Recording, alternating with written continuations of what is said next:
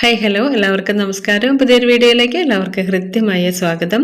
അപ്പോൾ ഇന്ന് നമ്മൾ വന്നിട്ടുള്ളത് നമ്മുടെ സദ്യയിലെ വളരെ സ്വാദിഷ്ടമായതും ഈസി ആയതുമായ ഇഷ്ടുവിൻ്റെ റെസിപ്പിയാണ് കേട്ടോ. അപ്പോൾ നമ്മുടെ കുട്ടികൾക്കൊക്കെ ഒരുപാട് ഇഷ്ടപ്പെടുന്ന ഒരു വിഭവം കൂടിയാണ് നമ്മുടെ സദ്യയിലെ ഇഷ്ടു. അപ്പോൾ വളരെ ഈസിയാണ് ചെയ്യാനായിട്ട്. അപ്പോൾ ഇതെങ്ങനെയാണ് ഉണ്ടാക്കണതെന്ന് നോക്കിയിട്ട് വരാം. അപ്പം ഞാനിവിടെ അതിന് വേണ്ടിയിട്ട് എടുത്തിരിക്കുന്നത് ഒരു 3 വലിയ ഉരുളക്കിഴങ്ങ് എടുത്തിട്ടുണ്ട്. അത് നമ്മൾ കുക്കറിലിട്ടിട്ട് നന്നായിട്ടൊന്ന് വേവിച്ചെടുത്തിട്ടുണ്ട് കേട്ടോ. നന്നായിട്ട് ചൂടാറിയിട്ട് അതിൻ്റെ ആ തൊലിയൊക്കെ കംപ്ലീറ്റ് കളയുക. അതിനുശേഷം ഇതേപോലെ ഒന്ന് കട്ട് ചെയ്തെടുക്കണം. നമ്മളൊരിക്കലും ഉടച്ചെടുക്കുകയല്ല ചെയ്യണേ.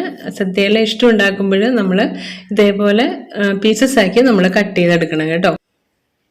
ഇനി നമ്മളിതിലേക്ക് ചേർത്ത് കൊടുക്കുന്നത് 1 ടേബിൾ സ്പൂൺ ഇഞ്ചി ഇതേപോലെ ചെറുതാക്കി അരിഞ്ഞതും, കുറച്ച് കറിവേപ്പിലയും, ഒരു 4 പച്ചമുളക് കട്ട് ചെയ്തതും കൂടെ നമ്മൾ ഇട്ട് കൊടുക്കുന്നുണ്ട്. ഇനി ഇഷ്ടത്തിലേക്ക് ആവശ്യമായിട്ടുള്ള ഉപ്പും കൂടെ ചേർത്ത് കൊടുക്കണം.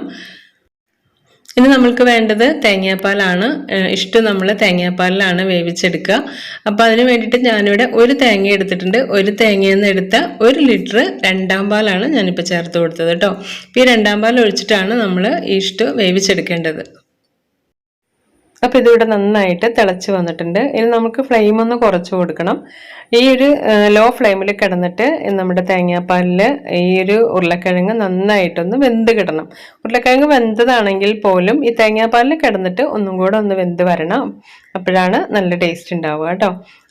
കംപ്ലീറ്റ് നമ്മൾ ഒഴിച്ച 2ാം പാൽ കംപ്ലീറ്റ് വറ്റി നന്നായിട്ടൊന്ന് കുഴഞ്ഞ് ആ ഒരു പരുവത്തിലാവുമ്പോഴാണ് നമ്മളിതിലേക്ക് 1ാം പാൽ ചേർത്ത് കൊടുക്കേണ്ടത്. അതായത് നമ്മൾ സദ്യക്കൊക്കെ ഇലയിൽ വിളമ്പുമ്പോൾ ഒരിക്കലും ഒലിച്ച് പോകാൻ പാടില്ല.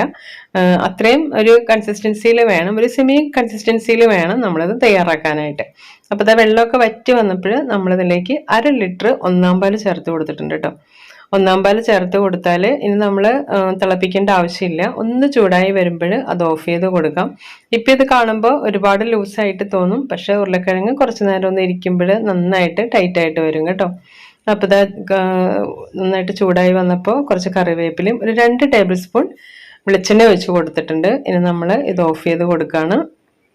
ഇനി ഇത് തിളപ്പിക്കൊന്നും വേണ്ട, ഓഫ് ചെയ്ത് കൊടുക്കുക. അപ്പോൾ നമ്മുടെ വളരെ സ്വാദിഷ്ടമായിട്ടുള്ള സദ്യ ഇഷ്ടു ഇവിടെ റെഡി ആയിട്ടുണ്ട്.